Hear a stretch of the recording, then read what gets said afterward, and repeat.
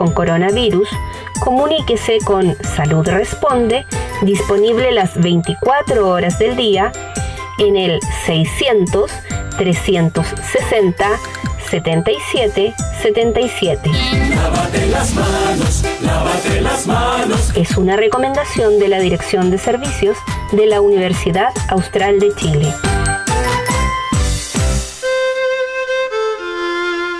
Más comunicación. Más universidad.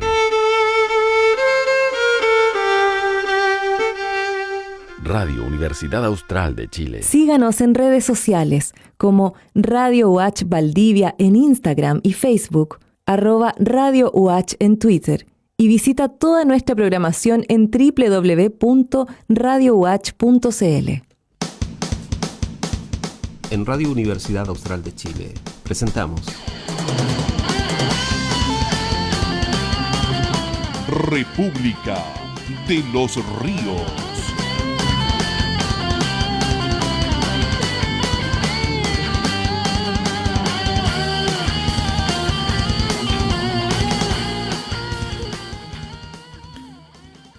Hola, hola. Bienvenidos, bienvenidas. Estamos en República de los Ríos, en este 21 ya de abril. Vamos a darle también la bienvenida y saludar a Carlos Hefner, que está con nosotros desde la región de los lagos, ¿no? Carlos, ¿qué tal? ¿Cómo estás? Buenos días. Buenos días, ¿qué tal? Hola, saludos. Bienvenido. Y Yanira Zúñiga, por supuesto, desde la región de los ríos. Yanira, ¿cómo estás? Hola, sí. Buenos días. Saludo a Carlos y a ti también, Víctor. Bien, pues vamos a conversar esta mañana. Seguro tenemos elementos como para hacer una valoración, yo diría que incluso necesaria, con cierta urgencia, de cuáles son los límites de lo que puede estar pasando en términos institucionales a nivel nacional. O sea, anoche, de hecho, el solo anuncio de la decisión del gobierno de ir al Tribunal Constitucional respecto del retiro del 10%, tercer ya retiro de las pensiones, de los fondos previsionales. No sé si eso directamente lo provocó, pero hay una serie de hechos que se expresan básicamente en la región metropolitana, que son desde disturbio en una comisaría en Ñuñoa hasta el caceroleo más ciudadano, tradicional, ¿no?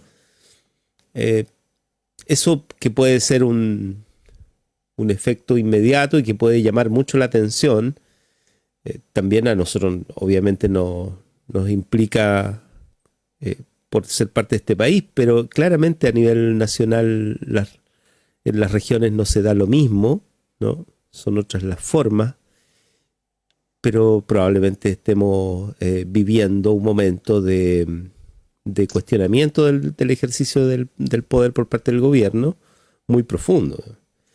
Y paralelamente comienza a circular porque lo permite el escenario político, la posibilidad de una nueva acusación constitucional contra el presidente, en definitiva, que son los mecanismos posibles de destitución en Chile, dado que no existe un revocamiento de mandato por voto o de otra manera. Entonces, estas noticias, que son noticias que circulan y que efectivamente a esta altura seguro muchos lo han visto en los noticiarios desde ayer, cabe preguntarnos realmente qué estaría pasando, ¿no?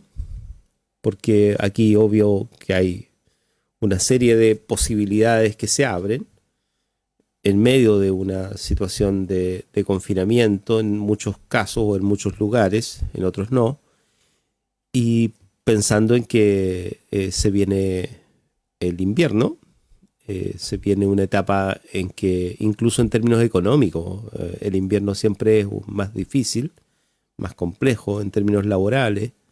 O sea, la crisis social de la que hemos hablado varias veces probablemente también tenga una etapa difícil por venir.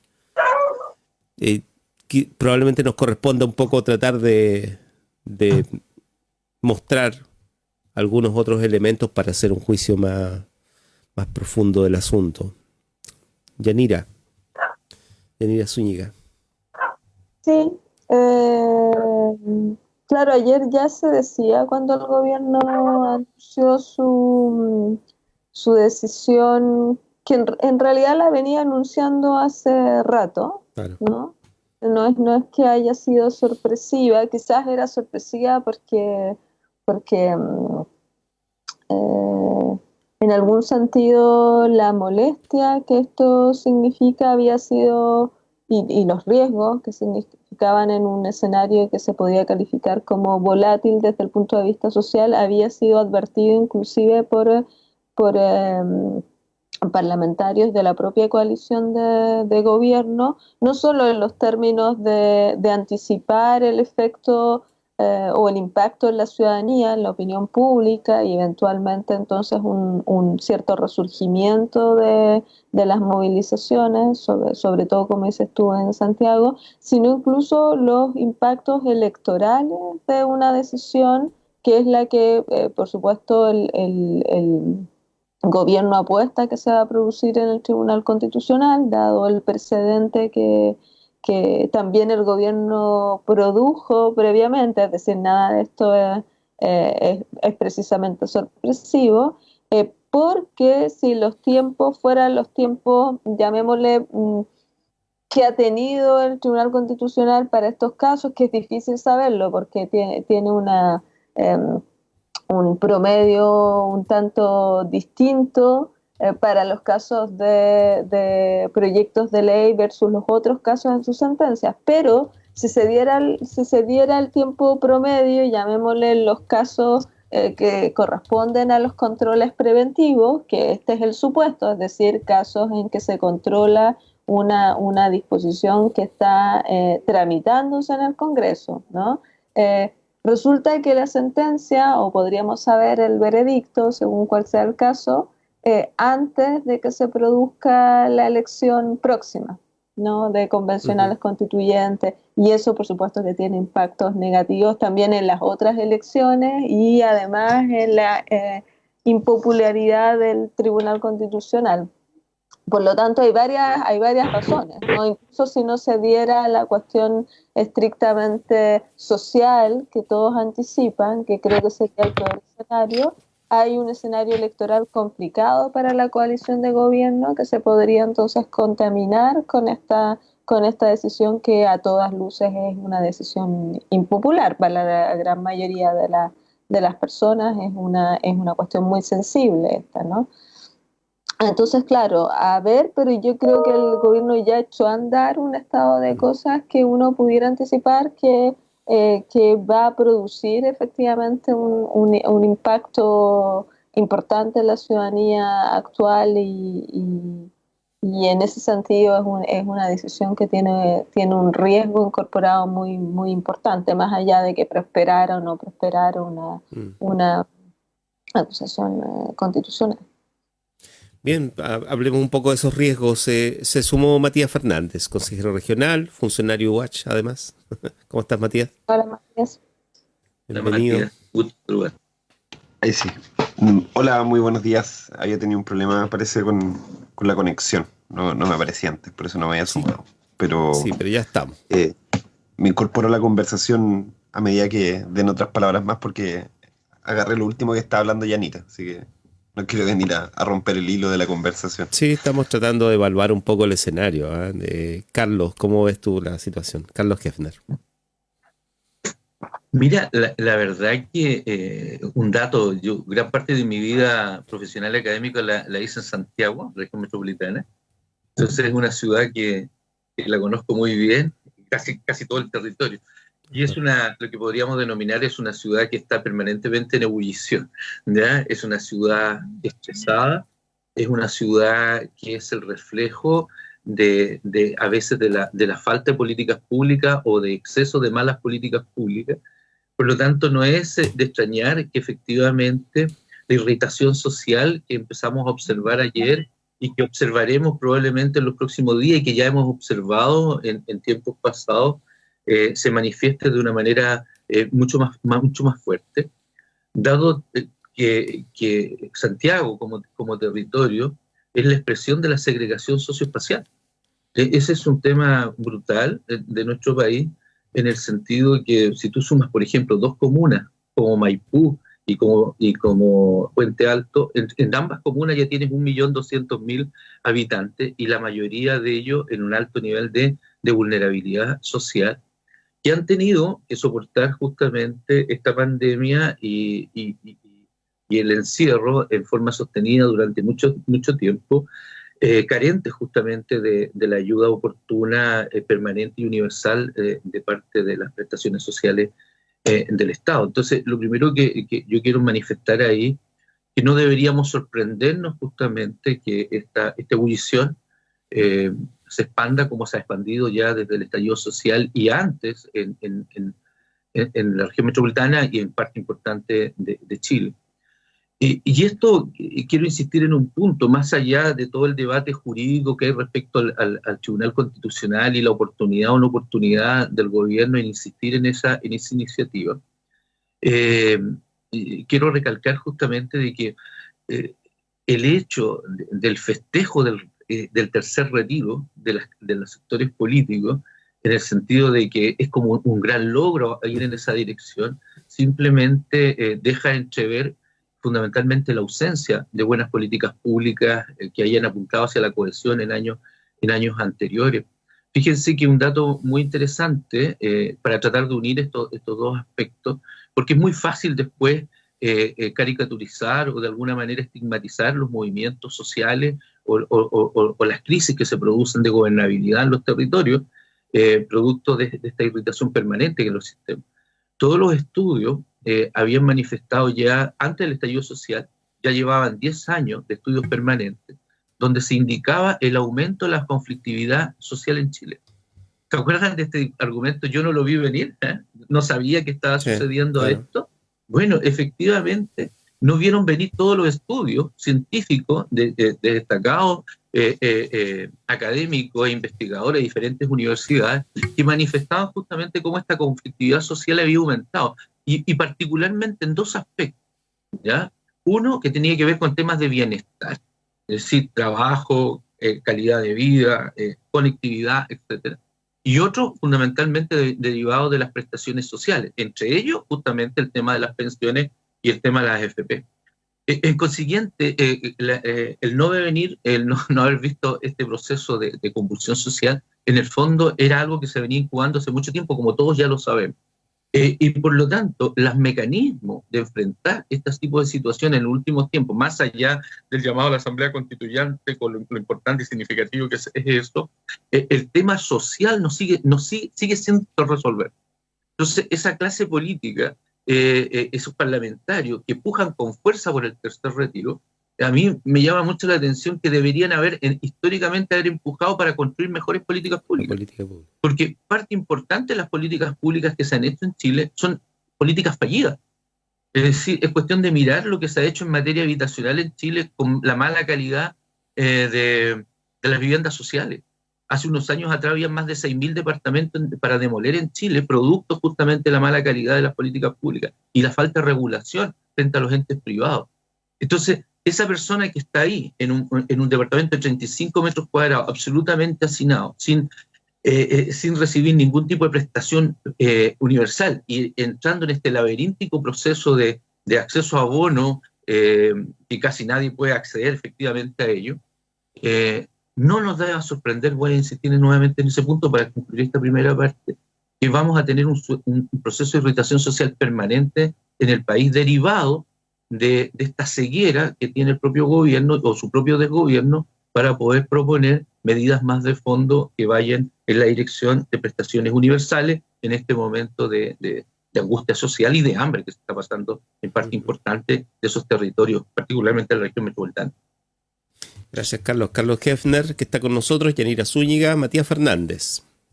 Bienvenido.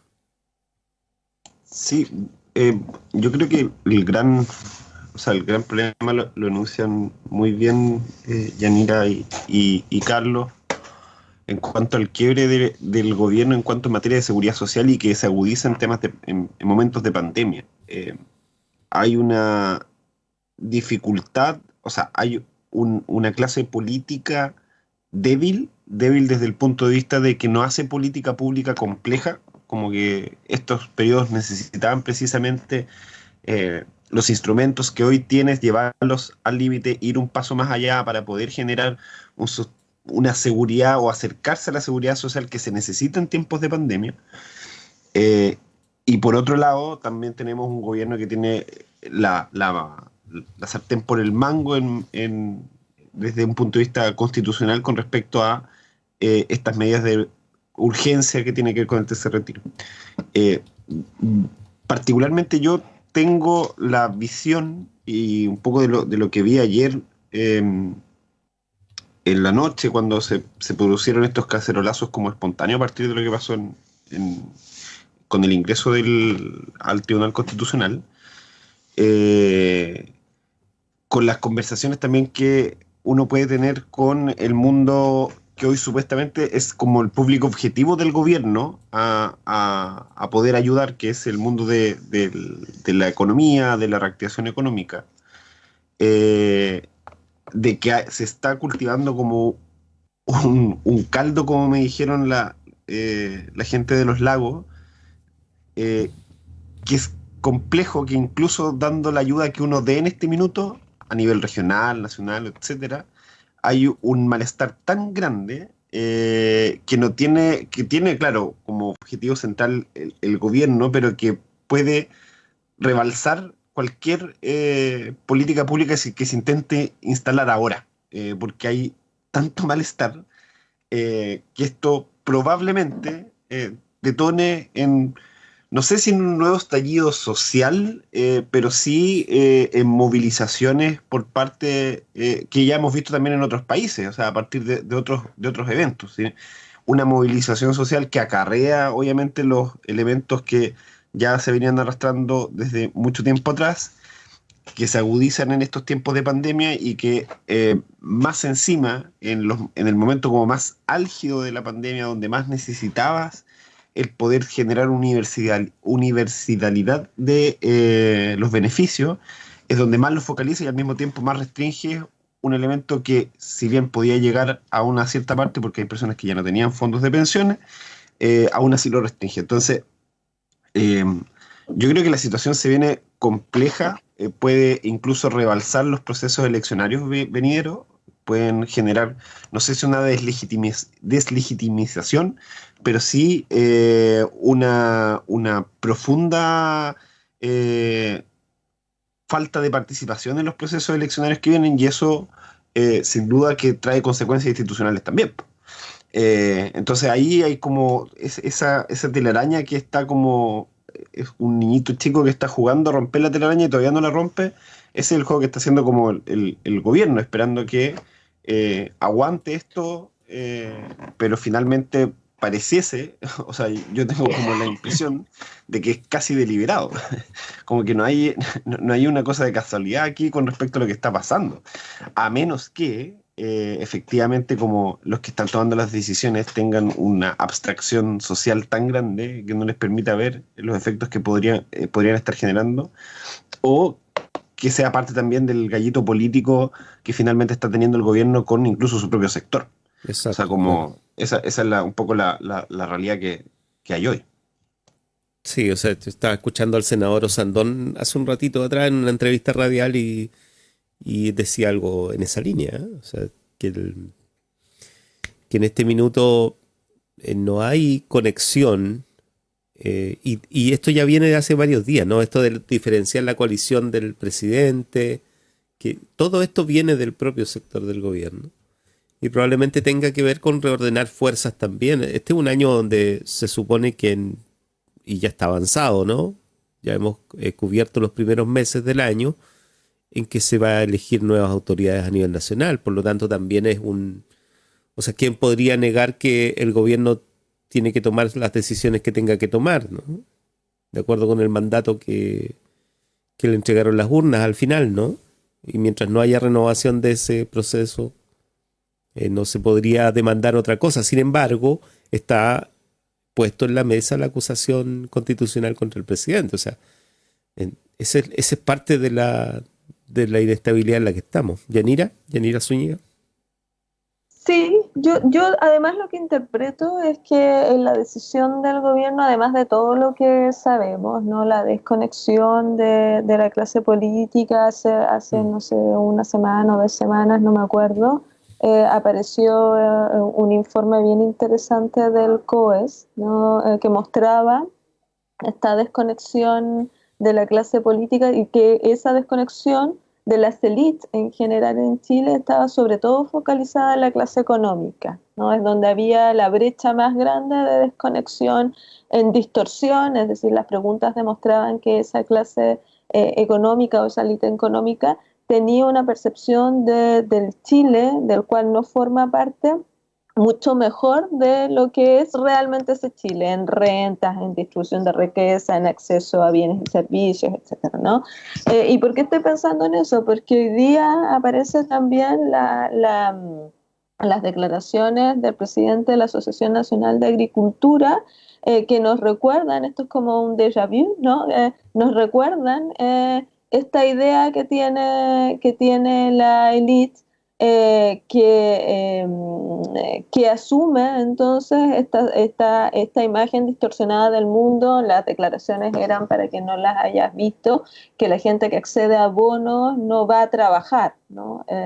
Y que los bonos entonces interfieren en los incentivos de la gente para ir a trabajar, ¿no? Bueno, si eso consideramos que esa élite económica tiene vínculos muy estrechos con la élite política, yo creo que eso permite explicarse mejor los incentivos que tiene el gobierno para hacer algo que pareciera que desde el punto de vista político es un suicidio, ¿no? Llevar este asunto al Tribunal Constitucional.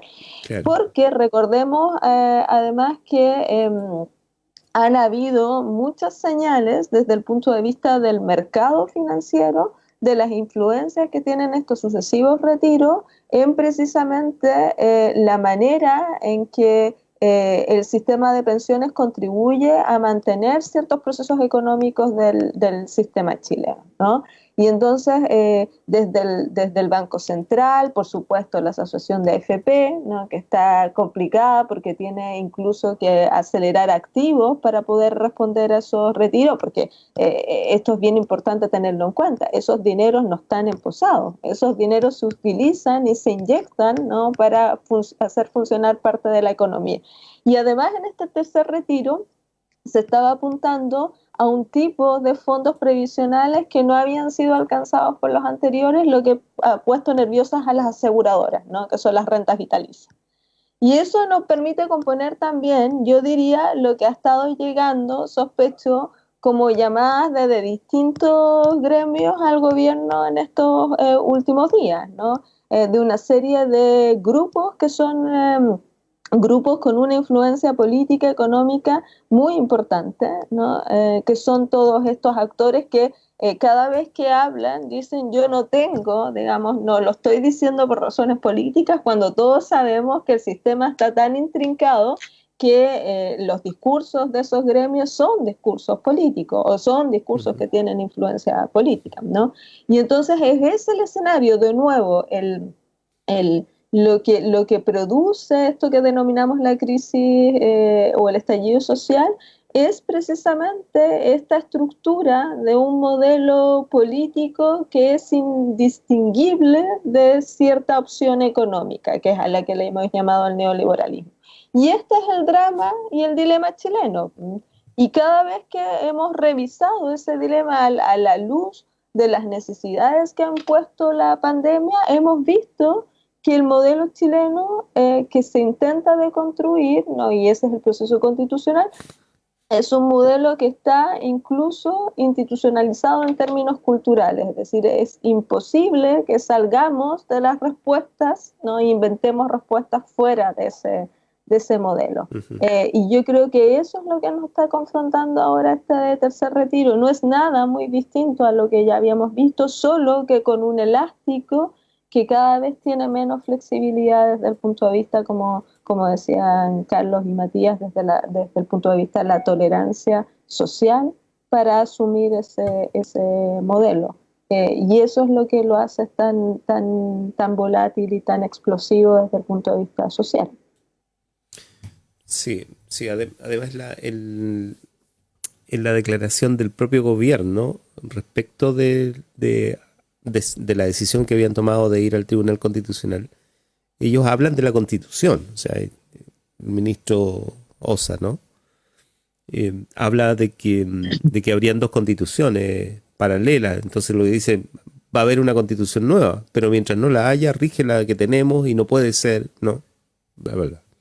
O sea, pero ahí, lo que uno puede... yo puntualizaría, rige la Constitución tal como lo hemos entendido, porque lo verdaderamente problemático desde el punto de vista jurídico de esta discusión ante el Tribunal Constitucional es que lo que se está impugnando es una reforma constitucional. Esto es de locos. Es decir, no es una ley que vaya en contra de la Constitución, es una manera de entender la Constitución que bloquea incluso la posibilidad de reformar la Constitución. Y eso, desde el punto de vista constitucional, es un sinsentido. Se supone que la Constitución puede reformarse como quiera, no tiene cortapisas, y lo que está sosteniendo esta mayoría tan frágil del Tribunal Constitucional es que sí la tendría, que habrían una especie de cláusula que no se podrían alterar incluso por el propio constituyente, ¿no? Entonces aquí estamos en esta idea también de una constitución pétrea que no sería más que esta constitución neoliberal, ¿no? Con todos sus entresijos y con todas sus lógicas subyacentes. Yo veía un archivo en que hay una discusión entre Patricio Melero, diputado todavía, antes del estallido, cuando se discutió las 40 horas. ¿Se acuerdan que el año 2019 la reforma, la ley planteada por Camila Vallejo y otros parlamentarios, se estaba discutiendo en el Parlamento ese año, ¿no? Y no había tanta posibilidad de que saliera esa ley, y muchos de los argumentos tenían que ver con esto, digamos, de que ese era el argumento básicamente, que tenía aviso de inconstitucionalidad, entonces que no se podía aplicar porque, por el tema de que los parlamentarios estaban metiéndose en el ámbito incluso del uso de recursos del Estado, ¿no? Y no tienen derecho a ello según nuestra Constitución, que estaban determinando la situación de los empleados en el ámbito privado, pero iba por añadidura a implicar a los empleados públicos, etc. Y esa discusión que se hacía en ese minuto, en ese Chile del 2019, antes del estallido social, es una discusión que se sigue dando, de alguna manera, que sigue estando aquí. Carlos Hefner. Sí, mira, yo quiero quedarme un poco con lo que dijo Yanira hace un momento atrás, en términos reales de esta visión tan parcial que tiene las élites respecto al país. Y eso es una visión que tiene que ver que se ha construido en las últimas décadas respecto a indicadores macroeconómicos, lo cual ya no es ninguna novedad en la discusión actual respecto a ese tema. Es decir, una élite que dice nosotros vamos súper bien, ¿cómo nos vamos a ir si bien si tenemos un per cápita de $26.000? Es decir, ese es un dato que siempre se muestra Chile en los organismos internacionales y se nos ha aplaudido en forma sistemática respecto a ese logro. O sea, tenemos una evolución particularmente interesante de cómo el ingreso per cápita ha ido aumentando en el país en los últimos años, incluso del advenimiento de la democracia del año 90, $26.000, y por otra parte mostramos otra línea descendente y cómo hemos ido bajando el tema de la participación de la población respecto de la pobreza. Es decir, hoy día tenemos $26.000 per cápita y por otro lado es una pobreza que no supera por ingreso el 10%, o hasta menos que eso. Entonces, claro, frente a esos dos datos, pareciera ser que efectivamente el país está en una condición particularmente estupenda y ciertamente todas las irritaciones que se puedan producir en el sistema se arreglan sobre la base del mero crecimiento económico y algunas políticas públicas focalizadas. Esa es la lógica que hemos tenido en los últimos los últimos años. Por lo tanto, ciertamente cuando tú le dices a la élite que el tema de la desigualdad, que es la otra línea de la gráfica que nunca había sido mostrada hasta hace muy pocos años atrás, se ha mantenido relativamente constante en los últimos años, prefieren mirar para el lado y no asumir que efectivamente la distribución del ingreso en Chile es un problema fundamental. Entonces, esta élite que dice estamos bien y cada vez vamos a estar mejor, prefiere hacer caso omiso a estos otros datos de la cruda realidad que dice relación que cada vez que yo planteo que la persona salió de la pobreza, en esta línea un poco imaginaria por ingreso, no por pobreza multidimensional, inmediatamente pasa a constituirse clase media. Entonces, por lo tanto, queda fuera de estas políticas focalizadas. Entonces, particularmente lo que está pasando hoy día en este discurso de esta élite, ¿verdad? Y está expresado lo que dijo el ministro del Interior el otro día, Delgado. Yo creo que se hizo ahí un lapsus bastante inocente y dijo, bueno, el gobierno ya hizo la pérdida, en el sentido de que ya hizo la pérdida política respecto a presentar este requerimiento al Tribunal Constitucional y por lo tanto dice, bueno, no nos queda otra cosa que tratar de mantener de alguna manera o defender de alguna manera este modelo económico de tal manera que no se genere esta fisura que podría generar impactos negativos en el mercado de los capitales. Y en consecuencia eso le permite incluso ir en contrapelo contra sus propios adherentes. Entonces, bueno, yo tengo que defender este modelo porque ya ni siquiera en mis adherentes, de los partidos de mi gobierno, de mi coalición, lo están haciendo. Por lo tanto, ya hice la pérdida. Y eso es tremendamente coherente con respecto a la forma en que han tomado las decisiones en los últimos años. Y es la discusión que se está abriendo a propósito del impuesto a los súper ricos, respecto al tema de las recaudaciones tributarias. Fíjense que una característica esencial que tiene nuestro país, y eso explica por qué la insistencia del ministro de Economía, que anda desaparecido en el último tiempo, el tema de la apertura permanente del comercio, digamos, en el país, a pesar de las cifras horrorosas de pandemia que hemos vivido en las últimas semanas. La recaudación tributaria en Chile es un dato muy significativo. Equivale al 20,7% del PIB. Y si nosotros asumimos que tenemos $26.000 per cápita, los países desarrollados, cuando tenían nuestro ingreso, tenían una recaudación de un 34%. Es decir, hoy día nosotros recaudamos 10 puntos menos, ¿ya? 14 puntos menos de lo que hacían los países desarrollados cuando tenían nuestro propio PIB. Entonces, la pregunta es ¿por qué? Por una razón muy significativa, o por dos razones muy importantes, que tiene que ver con este concepto de mantener el modelo. En primer lugar, porque nuestra estructura de recaudación se basa en impuestos indirectos. Ustedes saben que en Chile el 55% de los ingresos fiscales tiene que ver por consumo. El 55% es por consumo. Por lo tanto, esa es la urgencia de mantener abiertos los moles, los centros comerciales, todo el comercio establecido, porque la recaudación fiscal la hace justamente el consumo de las personas. En los países de la OCDE, donde estamos nosotros, es un 32%. Entonces, en ese marco, estas explicaciones que parecen ser políticas, en el fondo, lo que traslucen ahí es justamente haber hecho la pérdida y defendamos esta estructura, porque si no, vamos a entrar en una situación de quiebre institucional del modelo económico. Y por lo tanto pueden perder políticamente, pero eso ya dejó de ser significativo, a mi juicio, para el gobierno. Sabe que no tiene legado. Este es un gobierno sin delegado, y lo único que está dejando fundamentalmente es tratar, a partir de los discursos que decía Yanira de los grandes grupos empresariales y la oposición, por ejemplo, al impuesto sobre el patrimonio de los más ricos, es tratar de mantener lo más férreamente posible una defensa de este modelo que evite fisuras en el mercado de capitales. Claro, ese es una bajada central en este minuto. O sea, el ministro de Hacienda, en todo caso, Rodrigo Cerda, ha reconocido ya que necesitan sistemas de recaudación más intensos. Y ya lo reconoció precisamente a raíz de la discusión del impuesto al patrimonio, o sea, del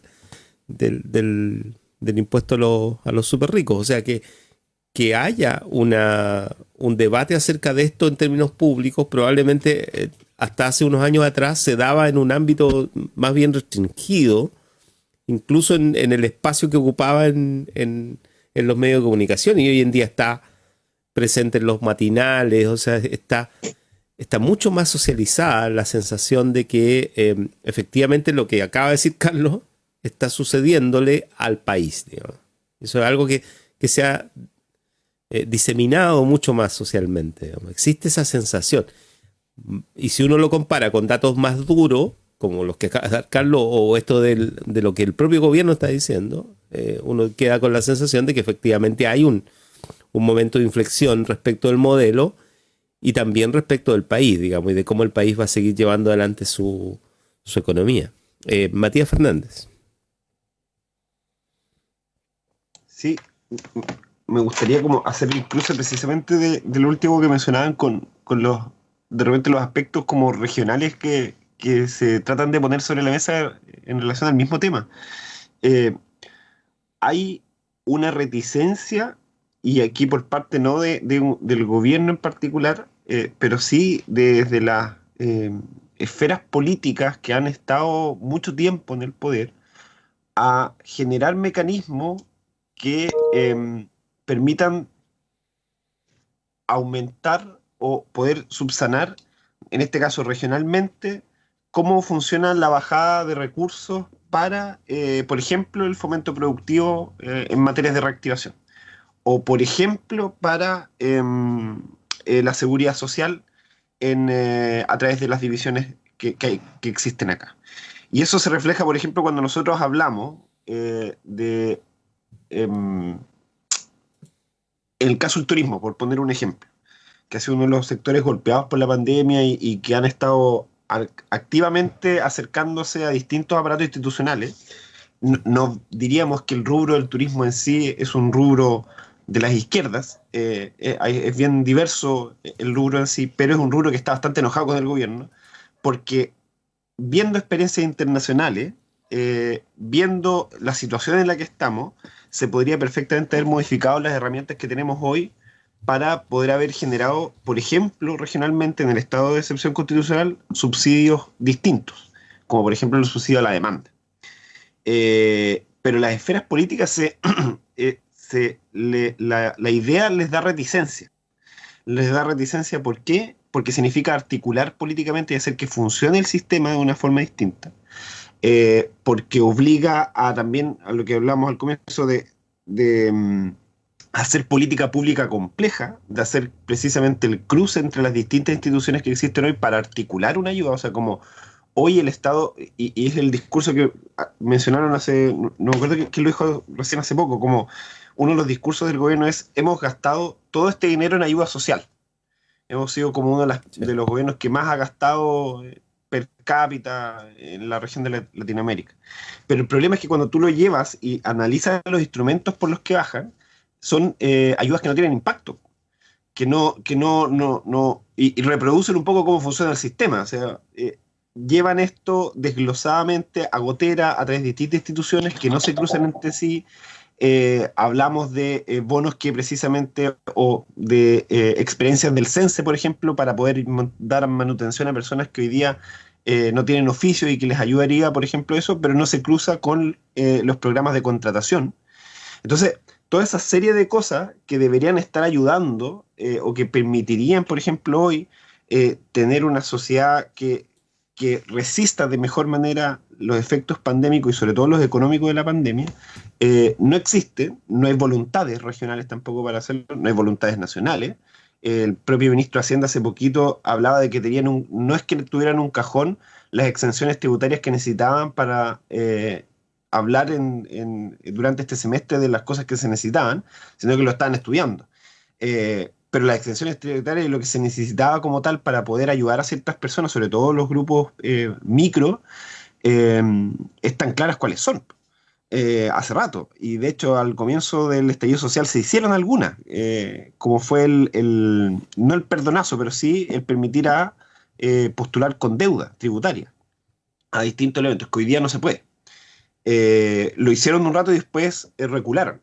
¿Por qué? Porque se vieron que eso también abre aristas de discusión tributaria más compleja de lo que ellos manejan hoy día, o más compleja, distinta a lo que ellos manejan hoy día como modelo y como administración. Entonces, hay, en resumen, hay una una ideario instalado de que acá se vienen profundos cambios, y mientras nosotros más abramos la cancha a que se discuta y se debatan estos tipos de cambios que se vienen, más probablemente esto quede impregnado en la nueva Constitución, porque estas ideas también impregnan precisamente a los sectores más conservadores que querían mantener las cosas como están y que incluso hoy día son candidatos constituyentes.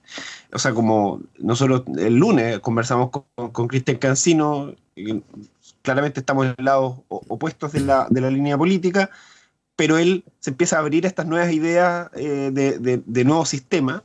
No vamos a decir que un sistema socialdemócrata, pero sí por lo menos que con un Estado mucho más fuerte. Entonces, por ahí va un poco también el miedo de estas élites políticas que, ojo, no residen exclusivamente tampoco en los sectores de derecha. Hay sectores conservadores del espectro político centro-izquierda que también desean mantener las cosas como están. Claro, y además hay, o sea, déjame agregar algo a eso, digamos que ayer veía una entrevista al vicepresidente de la CUT, a propósito de que llamaron a una movilización el día 30, ¿no?, de abril. Y la pregunta que le hacían era en esta línea de hasta dónde esto tiene que ver con el momento que vive el gobierno, y porque el gobierno es de esta coalición determinada, digamos. Entonces le decían porque la CUT tiene la imagen, por lo menos, de que en los gobiernos de la concertación o de la nueva mayoría no cumplió el rol que hoy en día pretende cumplir, ¿no?, de impugnación permanente y dura y directa, digamos, y de defensa de la situación crítica que vive la sociedad, etcétera, como un elemento que debiera determinar las políticas del gobierno, digamos. Entonces hay también una pregunta que ronda, que circula a propósito de las elecciones y de las candidaturas, y es cuánto de esto es fruto de los 30 años y no de los 30 pesos, digamos, ¿no?, para decirlo en lenguaje estallido. Yanira Zúñiga. Sí, bueno, esas son las grandes preguntas que han estado atravesando los análisis, yo diría, sociales, y han permeado también el debate político, ¿no? Cuánto es emergente y cuánto es parte ya de un modelo que por distintas razones se había normalizado por los distintos sectores políticos. Yo creo que eso está, y que todos debiéramos reflexionar sobre qué tanto nuestra manera de acercarnos al proceso político está permeada por esa historia reciente chilena en la que en algún sentido se ha construido también lógica. A mí una de las cosas que me parece interesante a propósito de lo que tú decías hace un rato, de que el gobierno se ha abierto a otras discusiones, sobre todo en el marco de la política tributaria, es la influencia que ha tenido en esto voces externas, ¿no? En particular también la inclusión de Chile en la OECD ha generado, creo, algún tipo de obligación de verse bajo los otros, de ojos de otros, ¿no?, que son ojos considerados importantes, en este caso los ojos de esos países que forman parte también de un grupo selecto, y que Chile haya estado permanentemente en la posición de rezago, ¿no?, a diferencia de la idea que teníamos los chilenos de nuestra posición en América Latina. Al insertarnos en esos otros contextos aparecemos en cambio rezagados cuando antes éramos los alumnos aventajados de la región, y yo creo que eso ha contribuido también a tener una visión distinta. Lo digo porque esta apertura también se produce justamente cuando la OECD apunta a esta cuestión, que Chile no puede mantener una estructura para abordar los efectos de la pandemia que no suponga pensar claramente una distribución más equitativa en términos de ingresos, con una mayor focalización también en los impuestos de las personas que son llamadas super ricos, ¿no? Y esto es bien usual, ¿eh? Fíjense, con esto cierro como anécdota. A mí me ha llamado la atención, lo decía Fernando Atria en un tuit hace tiempo, cómo a veces se discuten en ciertos términos en Chile ciertas cuestiones, y tú escuchas a las mismas personas, ¿no?, cuando van a una discusión internacional, cambiar los argumentos, como si se volvieran conscientes de que son argumentos que son de otra era, ¿no? Digamos, del siglo XIX o no resisten. Y a mí me pasó hace unos días, no voy a nombrar a las personas implicadas, justamente el mismo caso, ¿no? Una discusión que yo sabía, una posición que algunas personas habían mantenido en Chile sobre una discusión constitucional, que luego cuando se abría una discusión más amplia con especialistas, ¿no?, en generales, no se mantenía a sabiendas, ¿no?, de que era una discusión de otro siglo, ¿no? Entonces yo espero que haya un cierto margen, pero es cierto que atravesamos un periodo complejo por esta decisión reciente seguramente la seguiremos mirando en las próximas semanas. En los últimos minutos, Carlos Hefner. Sí, yo me quedo con esa anécdota que conté Yanira. A mí me pasaba en los años 90 algo muy similar, pues yo trabajaba en México, era profesora allá en una universidad mexicana, y cada vez que me preguntaban sobre el proceso de transición a la democracia en Chile, no podían comprender cómo nosotros le podíamos llamar democracia cuando estaba Pinochet como comandante en jefe, era inamovible, habían senadores designados y habían una serie de factores fácticos que mantenían apretada y amarrada la democracia. Bueno, eso le suele suceder, me imagino, a muchos economistas y a muchos líderes empresariales, incluso académicos chilenos, cuando hoy día van a debatir a organismos internacionales como la OECD o la OIT respecto a nuestro modelo de desarrollo, digamos, y eso es particularmente contradictorio, es como a veces como risible, pero dramáticamente risible. Y bueno, yo creo que este es un tema que va a abrir muchas aristas, básicamente porque aquí van a haber mecanismos de defensa a ultranza, justamente no avanzar en la línea de lo que hemos estado conversando durante la mañana. Yo solamente quería retratarles un dato que es tremendamente significativo, que el tema del proceso recaudatorio que hay en Chile en materia de elusión y evasión equivale al 7,6% del PIB. ¿Ustedes saben cuánta plata es esta evasión que hay? 21.000 millones de dólares significa ese 7,6% del PIB en evasión. Entonces, cuando te están planteando un impuesto a los súper ricos, dice, es muy difícil determinar el patrimonio, justamente por todos los mecanismos delusivos y evasivos que hay sobre esta materia. Y el dato más relevante, y esto es como para cerrar esta parte, el 1% más rico del país, son los estudios que ha hecho el profesor López en Economía y mi buen amigo Gino Sturla, que es un economista de la FEN en la Chile, demuestran que el 1% sigue manteniendo el 30 y tantos % del total de la riqueza del país, y eso no ha variado en los últimos 30 años. Es decir, ha habido una sistematicidad profunda en la concentración de la riqueza en el país. Por lo tanto, las políticas públicas, como se plantea en términos generales, nunca han tenido una función redistributiva. Y ese es el problema de fondo que vamos a tener que enfrentar en los próximos años. Así que mi sensación es que el gobierno, en esto que ya hizo la pérdida, su esfuerzo va a ser por tratar de mantener lo más incólume posible las grandes columnas de la arquitectura del modelo económico. Gracias, Carlos. Carlos Hefner. Claro, además que en el horizonte de cambio de gobierno, que con un gobierno disminuido en términos de popularidad y de capacidad de articulación de su propia coalición, probablemente la oposición podría ganar el gobierno. Si eso sucede, entonces van a ser otros los que van a tener que discutir de esto, ¿no? Desde los ministerios. Vamos a ver qué va a pasar ahí. Matías Fernández. Sí, yo creo que lo que mencionas no deja de ser relevante porque lo podemos ver en las regiones.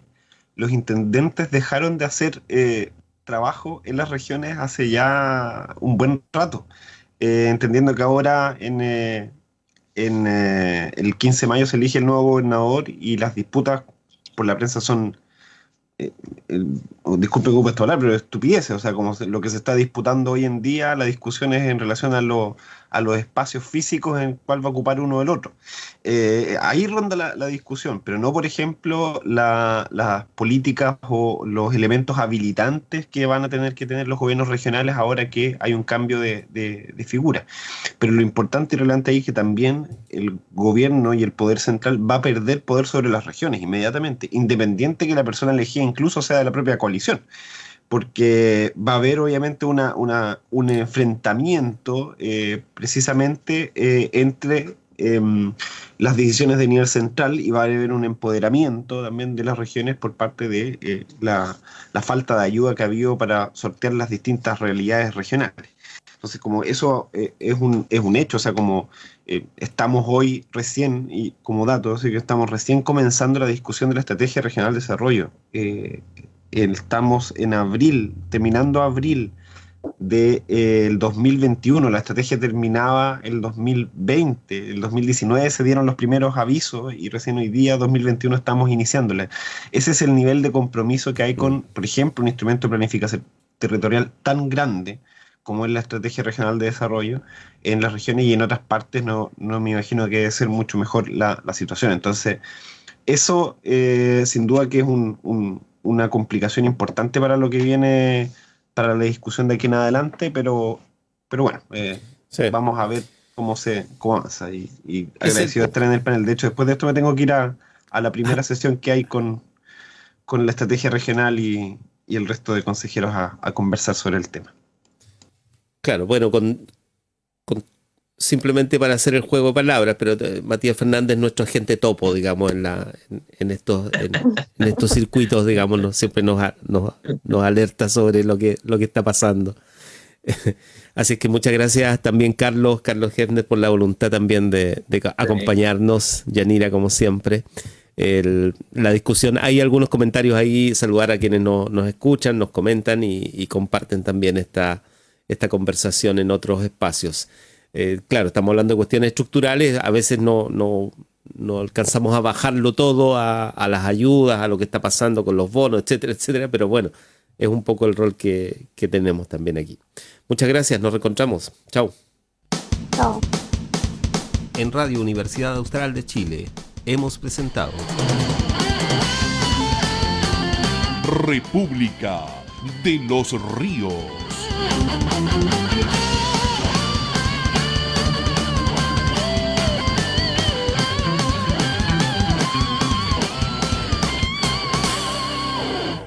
La Universidad Austral de Chile realiza una permanente